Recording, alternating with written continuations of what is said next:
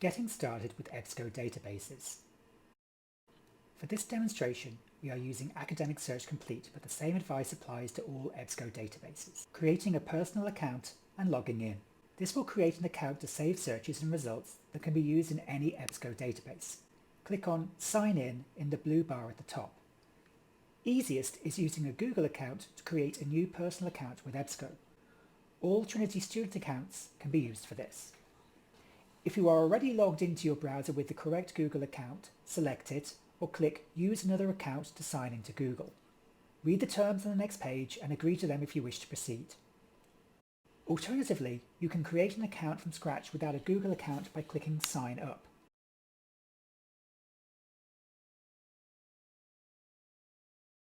If you are logged in, your name will appear at the top right.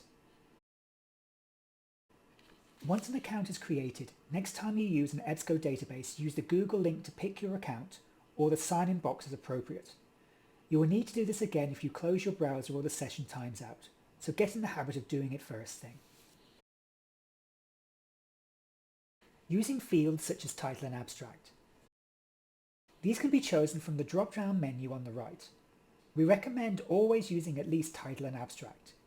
These should have or between them on the left-hand side, so make sure to change this from the default. Searching for one term. Enter your term in the search boxes. If you want to search for a phrase, put it in quotes. The lines should have or between them on the left-hand side. Make sure you have the correct field selected before you click the green search button. Searching for multiple terms on the same topic using OR. Enter your terms in the search boxes. They should have or between them in capital letters. Again, make sure you have the correct field selected and it says or between the lines before you click the green search button.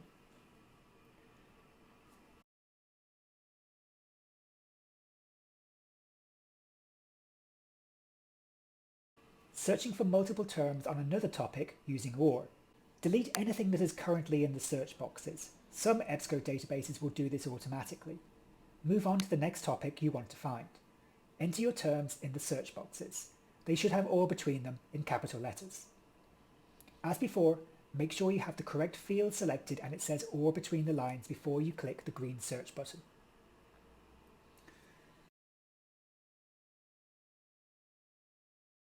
Combining searches on different topics using AND. Scroll to the search history section. Tick the searches you want to combine. To combine different topics, use search with AND. Limiting results. There are many ways to limit or filter a search. To filter a search you have just run by publication date, use the slider to the left of the results or type in the start date in the box above it.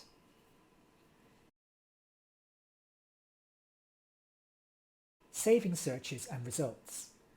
To save a whole search, which can be rerun at a later date and show new results, click Save Searches / Alerts. Give your search a meaningful name.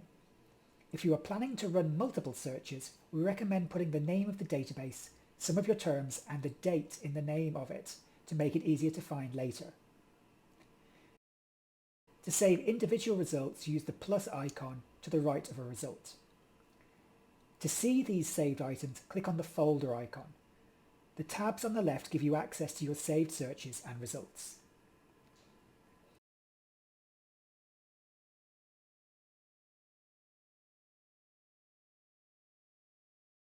Exporting results. To export individual results, temporarily add them to your folder. They can be then sent to a reference manager like EndNote or Zotero.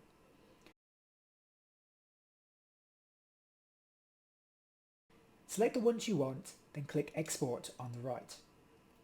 Most people will click Remove these items from folder after saving, so they don't send the same ones again when they add new results.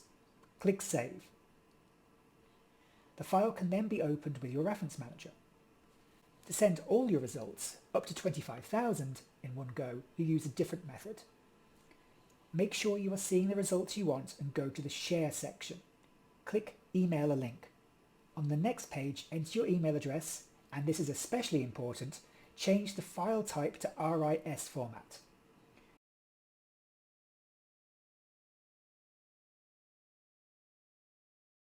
A link to a zip file will arrive by email shortly.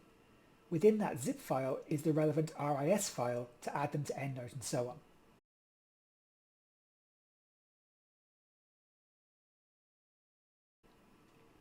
If you use a web browser to access your email, depending on the browser, clicking the link may not download the file.